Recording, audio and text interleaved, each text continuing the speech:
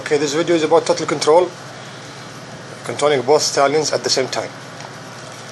Now, in the video, you see I ride the white one in the second video and ride the grey one in the first video and do the same thing. And you see the difference when I ride the horse and when he's alone in the paddock. The one I am riding will be calm. The one in the paddock will be a little bit hot and active. But still, I am controlling both of them. When I was riding the grey one, he's calm and steady and cold. He's not doing anything. But when I was riding the white one, the grey one was playing and having fun. Which means it's the opposite of what people do or have or get with horses. When they try to lead or ride stallions who are fighting other stallions, the stallion will fight more. The stallion will be more hot or hotter when you are riding him or leading him, because he wants to get rid of you to fight the other stallion. It's like he's fighting you and the other stallion. But in this case, it was the opposite. When I ride him, he's calm. When he's alone, he's playing. And that proves to you that it's not right that when horses are fighting or playing or whatever, you should not lead them or control them or ride them. It's dangerous. Of course it's dangerous. Of course it's bad if you are a bad rider. But if you are a good rider, the best thing to do is to be closer to the horse and lead him and control him. Your safety point is when you are leading the horse or controlling the horse or riding the horse. The closer you are to him, the safer you will be if you are a good rider. Because he will protect you, because he knows your safety is from his safety.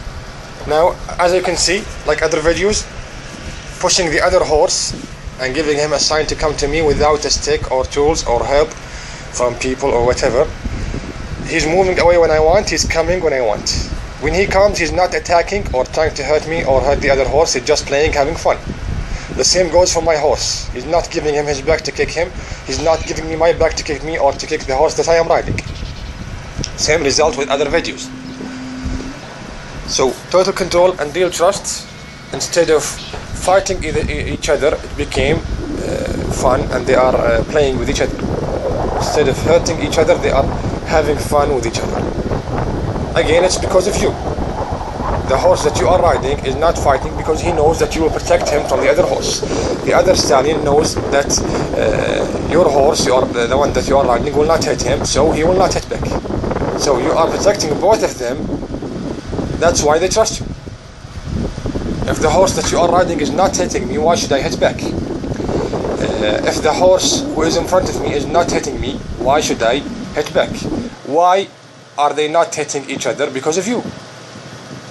You guarantee both of them that the other side or the other stallion will not hit you. In this video it was canter, of course, normal canter like other videos. Move when I want, stop when I want, and do what I want because you really trust me. He's saying, I give you everything you want because you gave me everything I wanted. You get real trust, and real trust will lead to total control, which will lead to true and real love. Again, the neck position.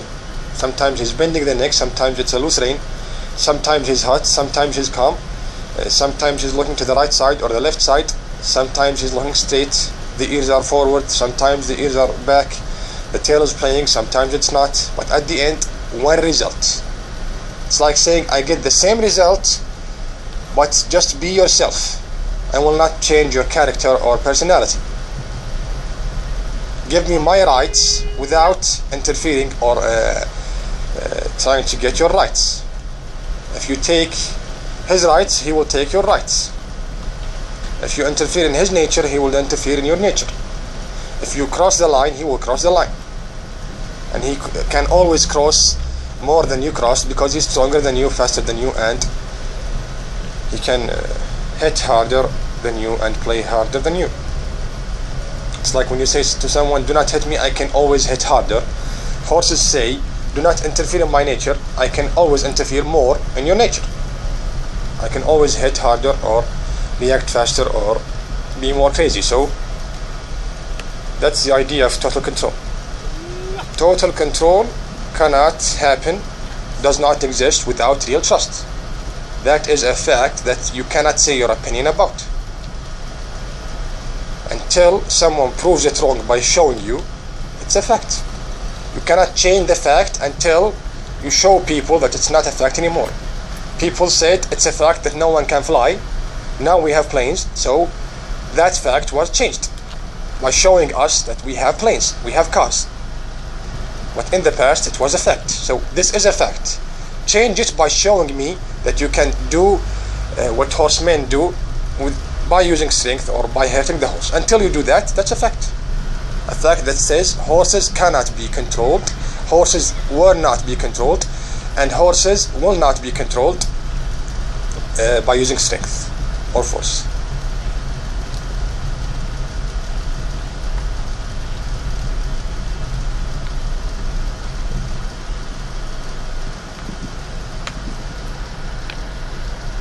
So yeah, again you see,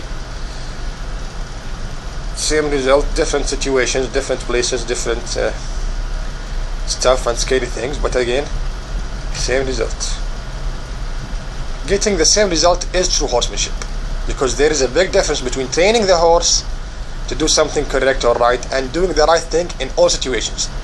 Training the horse is a good thing, there is no doubt about it, but it's not special, because you have time, you have certain bloodlines or horses, and you have limits.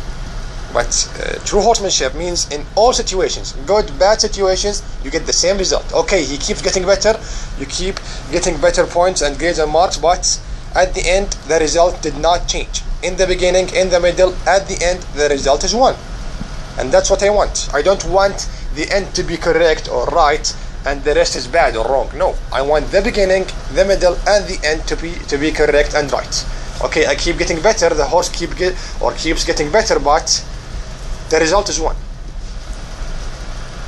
The marks and the points keep getting better, but the result does not keep getting better because it was 1. How can it get better when it's 1? And it's 1 by getting total control, which came from real trust, which will lead to true and real love. The same goes for the leg position. When he's moving the body, I am moving my legs. When he's not moving the body, I am leaving my legs and they are loose. So you are piece or one piece from the horse, not on the horse, not just extra weight on the horse.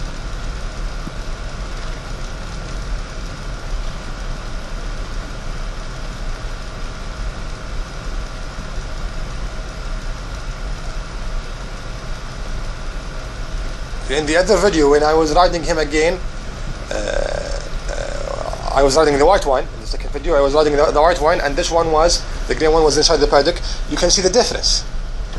It's the opposite with other riders, bad riders. With bad riders, if you ride a stallion who is fighting other stallions, when you ride him, he will fight more. Because he wants to get rid of you, then fight. It's like he's fighting both you and the horse. In my case, it was the opposite. When I was leading him and riding him, he's like a male, not a stallion. When he was alone, he acted like a stallion. And that's a good thing, because it's impossible to do that by strength. If people say, you made him become calm, that's a bad thing. Okay, make him become calm by doing something bad. It's impossible. No way. It's impossible to control a stallion who is doing that by using strength. No way. It's a fact. So I did a good thing by making him become better when I'm riding him. Although I was able to control him when I was not riding him, but still, when I ride him, I control him more. I control him in the paddock, I control him more with the rope, I control him more when I'm riding him. With bad riders, they do not control him in the paddock. When they are leading him, they control him in a less way, in a worse way. When they ride him, they are not controlling him at all.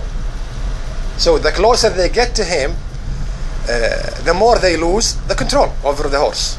But with good riders, the more the closer you get to him, or the closer you move to him, the more you will control him. That's why, in a common general way, most of the things that true horsemen say are completely the opposite of what bad riders say. And the explanation for it, or to explain it, is very simple.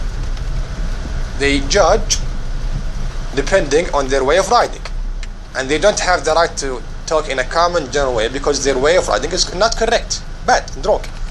But good riders, true horsemen, have the right to talk in a common general way because they proved themselves right by doing the wrong thing and the right thing. So they have the right to say that what they are saying is common and general in most or all horses. Like if I do the right thing and the wrong thing, I can talk about both. But if you cannot do the right thing and you only do the bad thing, you don't have the right to talk about both. It's that simple. You see here in the video, I was running with the white one. The other one is rearing up, playing, trying to hit with the right hand or front leg. The same goes for the left hand or front leg, but he never chose other options. He had so many options. He was able to give me his back and kick me and kick the other horse. He was able to run and stay in the corner. He was able to bite and fight in a very vicious and strong way and hurt me and hurt the other horse. He only chose to play in maybe a rough way for a stallion or a foal, but still he was playing. He never chose any other option. He had so many options. That's a fact. And I was inside the paddock with him, holding him with the halter. And you can see that he was rearing up. When I was holding him with the halter, he did not. With bad riders, he is rearing up. Hold him with the halter, he will rear up more. Because he wants to get rid of your hand. Because he trusted my hand, he did not run away or back or rear up when I was holding him with the halter. Only the halter. So again, the closer you get to the horse, when you are a bad rider, it's a problem. But when you are a good rider, it's better. It's safer. So do not be close from the horse who is playing. Do not hold him. Do not ride him. That's not true. That is completely true if you are a bad rider or a beginner. But you cannot say that the things that beginners or bad riders have are common and general in horses. It's common, general when you are a bad rider. But it's not right, it's wrong. You don't have the right to say that this is horsemanship. But good riders have the right to say that because they do the right thing and the good thing. So to judge horses, see what they did with good riders, not what they did with bad riders. With bad riders, the mistakes, the problems are from the riders, not from the horses. But with good riders, the good things are from the horses because the good rider or the rider who is riding in the right way is giving the horse the right to do whatever he wants whenever he wants.